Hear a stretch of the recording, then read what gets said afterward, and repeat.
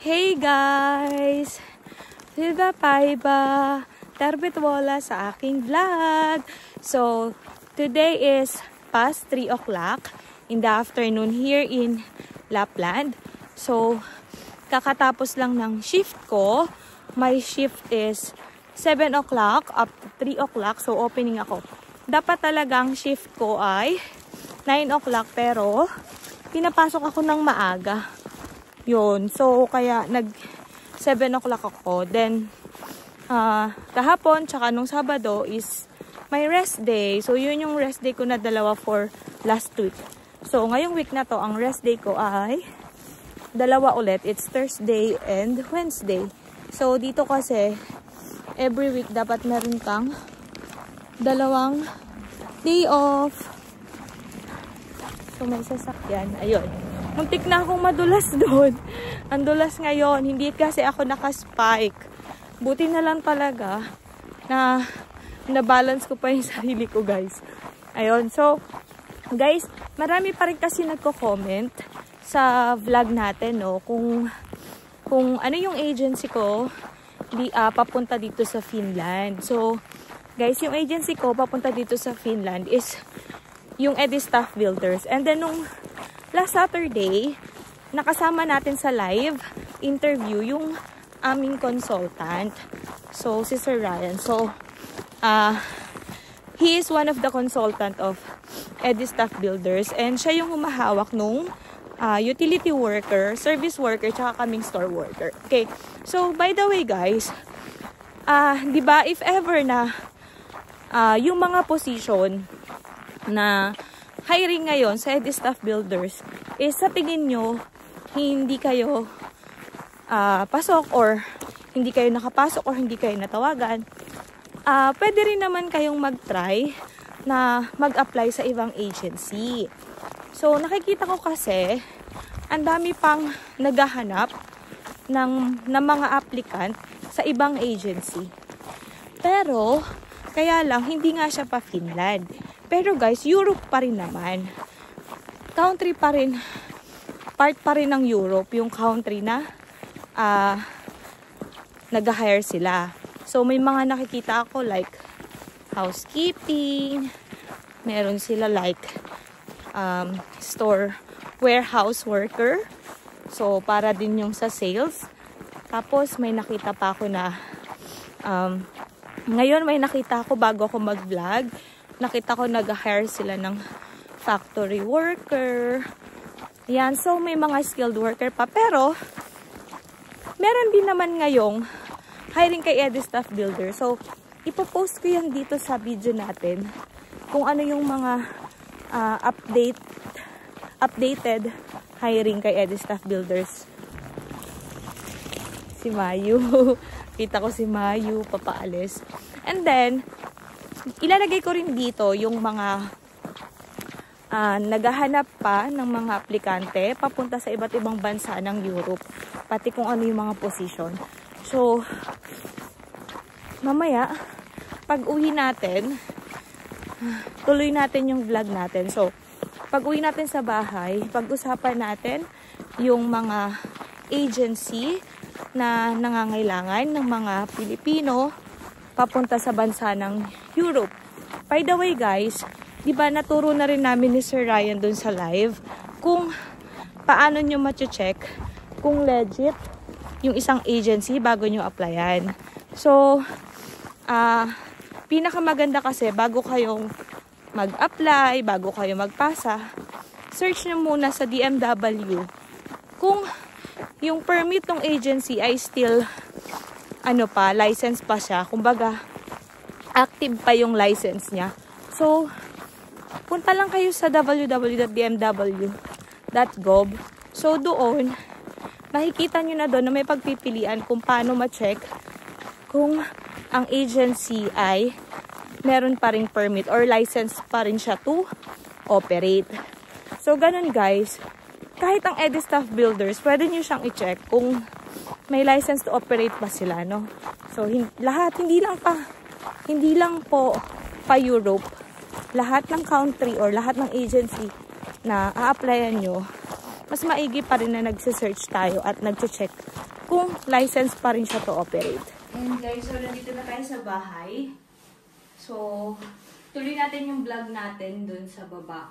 Kasi maganda yung panahon. Hindi ganong malamig. So, ayusin ko lang yung bag ko. At yung asawa ko.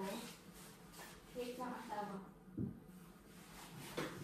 So, nga pala kanina, yung pizza, nakabili kami. Ito. Yan.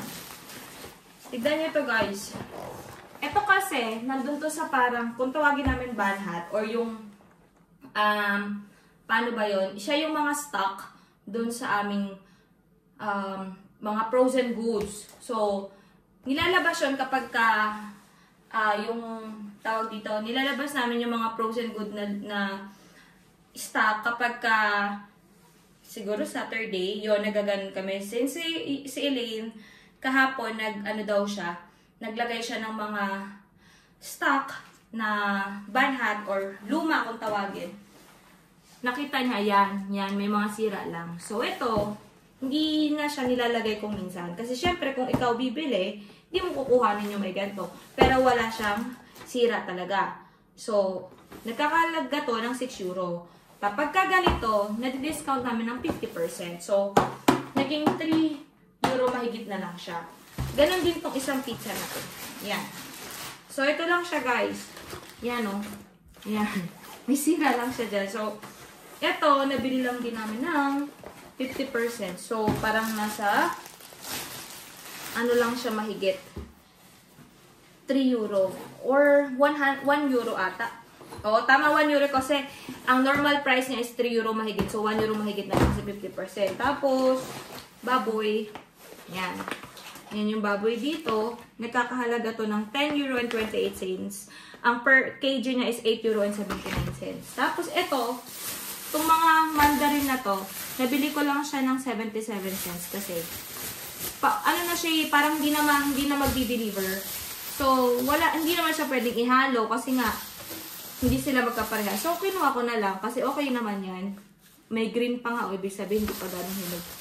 So, ayan. So, ganun minsan. Kaya kung minsan matipid sa supermarket na magtrabaho, alam niyo yun. Kasi, kayo yung una sa mga ganyan. Ayun, so, yung pizza namin, pumatak na lang ng 2 euro and 79 pala tong queen. 2 euro and 79 cents. Kasi, 5 euro and 59 cents pala siya. Yun. So, sumatotal, yung dalawang pizza namin, nasa mahigit 5 euro lang. So, nasa 6 euro. Diba? So, nakakatipid kami kahit pa paano ng mga pagkain na minsan na gusto namin kainin. Si Elaine kasi mahilig siya sa pizza. So, ayan. So, wait lang guys. Ayos lang ako, beef lang ako, then baba tayo sa baba. Ayan guys, so ready na tayo. Nandito ulit ako sa veranda kung saan tayo gumagawa lagi ng ating vlog. So, sorry talaga kasi I don't have a choice since malamig-lamig pa talaga sa labas at wala rin naman kayo makikita kundi puro puti at yung patay na puno. So, dito na lang tayo. Siguro, palapit naman na yung summer. Spring din summer. So, mabumukadkad na yung mga puno na yan at may papasyal ko na kayo sa buong Kolari, Lapland habang nagbablog. So, at least malilibang-libang na kayo habang nanonood kayo sa vlog ko. So, idiretso na natin yung pinaka-topic natin for today's video. So, ayun nga, since marami talaga ang hindi nakapasa sa utility workers or marami pa rin ang nag-aantay or marami pa rin ang naghahanap ng agency na nag-hire papunta dito sa Europe. So, this time, hindi more on Finland yung topic natin na bansa, pero part pa rin ng Europe. Country pa rin sa Europe. At least, kahit pa paano, ang importante doon is makaalis tayo or matanggap tayo or makahanap tayo ng ibang way para makapunta sa bansang Europe at makapagtrabaho. So, dito guys, umpisahan natin yung hiring ni Edestaff Builders. So, nakapost pa rin to sa kanilang Facebook page. So, pwede nyong i-open yung Facebook page nila. Ililink ko na lang yung Facebook page nila ulit sa description box. Also, yung picture ng mga hiring nila. So, ito, sa EduStaff Builders kasi last 3 days, nakita ko tong pinost nila na nag-hire sila ng, ito. Ang job opening nila ngayon for Finland, not sure kung close na to, pero kasi nakapost pa rin siya. So, it's 5 days ago na pala. So, they're looking for electrical automation technician. So, yun yung hinahanap nila. So, ang qualification na nandito ay dapat at least 5 years of relevant experience in individual maintenance, electrical automation or a similar field, relevant education, a technical vocational certificate or NC2, NC3. So, dito guys, meron kinakailangan na vocational course like Certificate of NC2 and NC3 or NC3. Or mechatronics or related field from a recognized institution. Electrical safety certification for willingness to obtain it. Good English skills to communicate effectively with colleagues and understand technical documentation. Strong automation knowledge and ability to troubleshoot control system.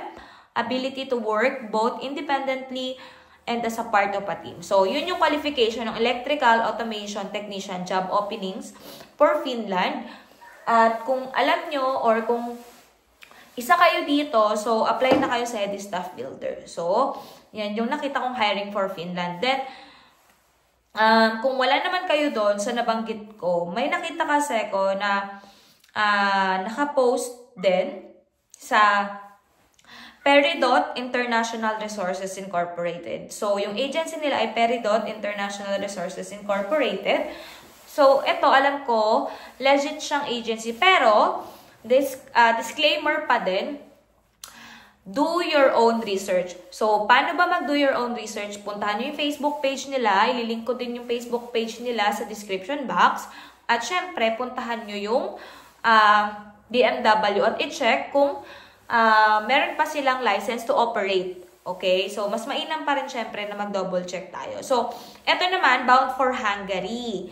So, para sa bansang Hungary. So, part pa rin po yan ng Europe.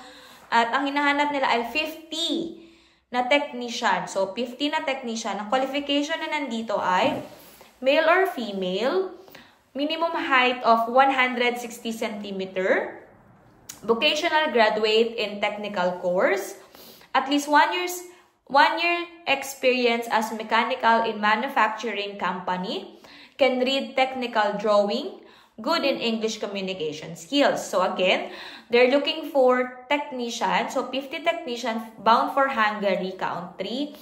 And ang kanilang qualification ay male, female, minimum height of 160 cm, vocational graduate in technical course, at least 1 year experience as mechanical in manufacturing company, can read technical drawing, good in English communication skills. So, yan ay sa Peridot International Resources Incorporated. Then, next naman natin ay, ganun pa rin, from agency ng Peridot. So, sa Peridot pa rin to, at papunta sa bansang Hungary. So, naghahanap sila guys ng 20 na housekeeping. So, 20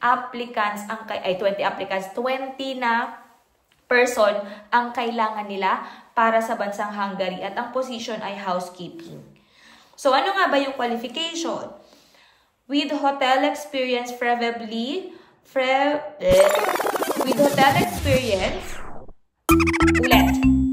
with hotel experience preferably in a 5-star hotel. Okay? High school graduate with NC2 housekeeping is an advantage. Again, it was written here po na it's an advantage. So meaning it's not a must. Okay? It's a plus. Male or female or pwedeng couple, guys. Tumatanggap sila ng couple. So kayo kung mag-asawa kayo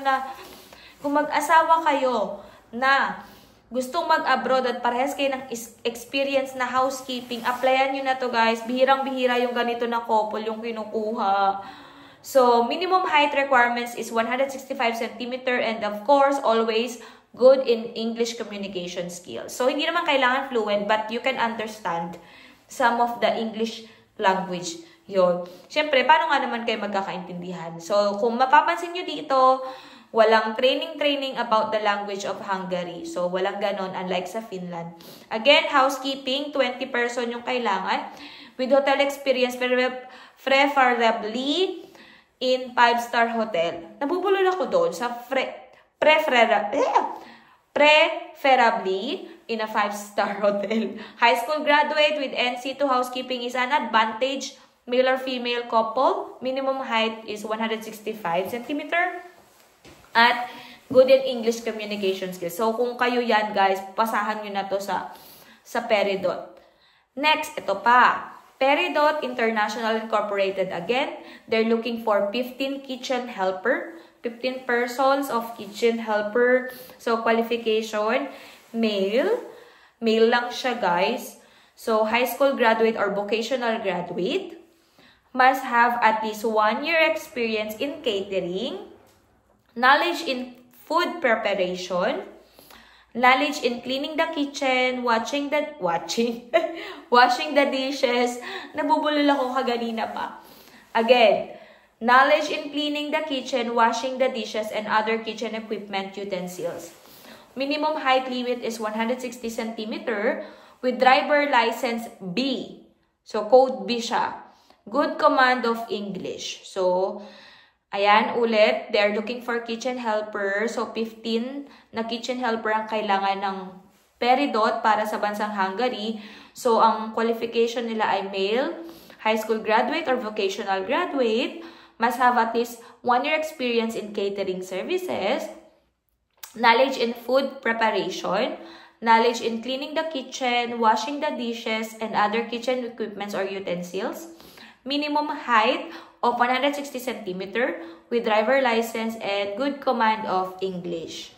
Ayun. So, yun yung mga hiring sa Peridot International. Again, check nyo pa rin po sa DMW kung meron silang license to operate pa din at hindi pa expire ang kanilang license. Next, may nakita pa po ako bago tong nakita ko tong agency na to. So, please check na rin sa DMW kung may license sila to operate. Pero, ito ay ang Grape Care International and Recruitment Partnership. So, again, yung pangalan ng agency ay Grape Care International Recruitment Partnership. So, guys, dito, nag-hire sila ng constructions, tinsmith, or roofers. Hiring of construction, tinsmiths, or roofers. So, nakalagay din dito yung gross salary nila. It's 69,000 peso. Saan nga bang bansa? So, bound for Czech Republic, Constructions, tinsmith, bound for Czech Republic, Europe. So, yung salary nakalagay dito ang gross ay 69,000 pesos. Then, ito ay kay Grape Care International Recruitment Partnership pa din. They're looking for CNC press breaker operator. Alam nyo guys, naghanap na rin ito si si Eddie Staff Builders pa Finland. Ano pa tong CNC press breaker na to? Ay, CNC press brake operator. Ayan, so, ang laki ng gross salary, grabe. Gross na to guys ha. Ito lang kasi yung nakalagay. Ayan o. Ayan, yan yung nakalagay. Kaya sinasabi ko lang. O, ito, tumatagintig na 100,000 pesos. Gross salary. Then, location mo ay sa Czech Republic, Europe. So, para sa akin, malaki na yung gross na 100,000 na yun. De, malaki na rin yan. Siyempre, hindi naman natin kagad makikita yan sa Pilipinas, di ba? Kahit trumabaho ka ng 1 month, hindi pa rin makakasaot ng 100,000 na gross. Na gross ha, again, gross. So, ayun, yun yung dalawa sa nakita ko sa Grape Care International Recruitment Partnership. So, ilalagay ko rin yung link ng kanilang Facebook page, guys.